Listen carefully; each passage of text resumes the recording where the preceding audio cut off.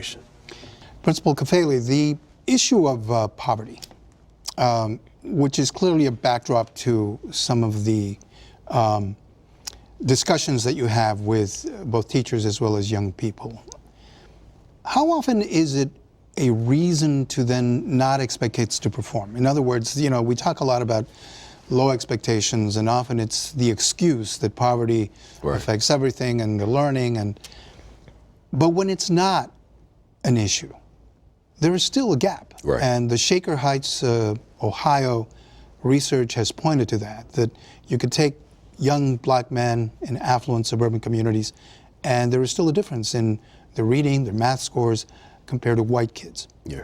Why is that? See, there's a few things you said in there. And poverty, in my trainings, I tell teachers all the time, you gotta stop dwelling on poverty and using that as an excuse.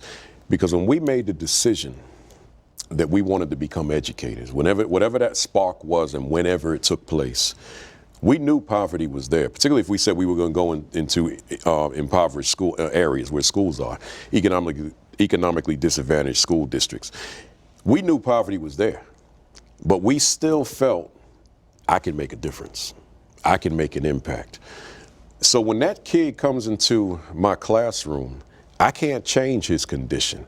I can change the possibilities, but I cannot change what he's going home to every day.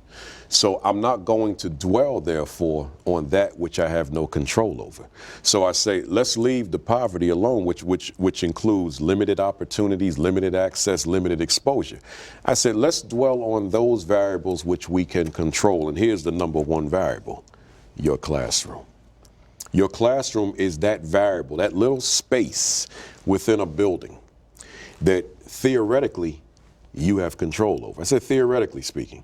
And that implies, number one, the attitude of the teacher, the attitude of the students, the climate of that classroom, the culture of that classroom. So I've been traveling the country, therefore arguing that, from what you just said, the achievement gap, that's not my issue.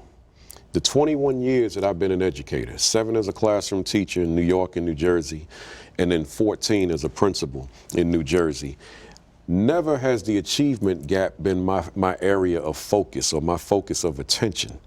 My focus is what I call the attitude gap. I'm writing a book right now on that title, The Attitude Gap. Let me define it. The gap between those students who have the will to strive for excellence and those who do not. Notice there's nothing about achievement in that definition, but it's talking about his determination, the will. But Principal Kafele, you can't teach will. I know. Can't teach it at all. But I can bring it out. See? So within that, I say there are these strands that I want to look at within a framework without getting into bullets, but these strands. And just to run through them very quickly. Number one, attitude towards students. What is my attitude toward them? It asks the question, do I believe in them? See, as teacher, if I've got segments of the population that I believe in, but I've got others that I clearly don't believe in. If I don't believe they all can go to Ivy League, right? Then my belief in them, they're gonna wear that. They're going to absorb that. I've got to demonstrate that I believe in each and every one of you. Number two, relationship with students, which asks the question, do I know you? So I gotta know you, and you gotta know me. My success is hinged on the fact that, number one, I believed in kids, but number two, I knew my students as principal and teacher. I knew them all. I gotta know them. They gotta know me. Climate culture, therefore, says there's gotta be a relationship occurring within that building and within each respective classrooms. Number three, compassion for students, which asks the question, do I care about them? But the bigger question is, do they perceive that I care about them? See? And if that kid has a perception, man, these folks don't care about me, the teacher don't care about me, principal don't care about me, then chances are I'm not going to see that kid strive to maximize his potential. That will is not going to be there. Number four, environment for learning, which asks the question, do I provide them with an environment of excellence?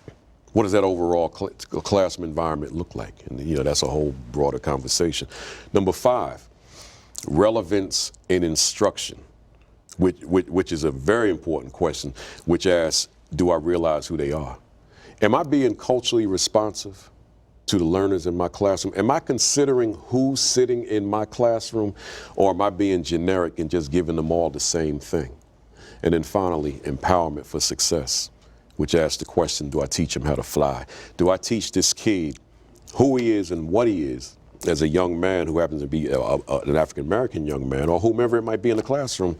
But can I cut the umbilical cord at graduation and know that this kid is ready to function without me once that graduation occurs, whether it be at the elementary level, middle school level, or high school level? So my argument then is not the achievement. When you look at the Shaker Heights and you look at the others where suburban school districts, and you still have this gap, because it's not an achievement gap issue, it's an attitude gap.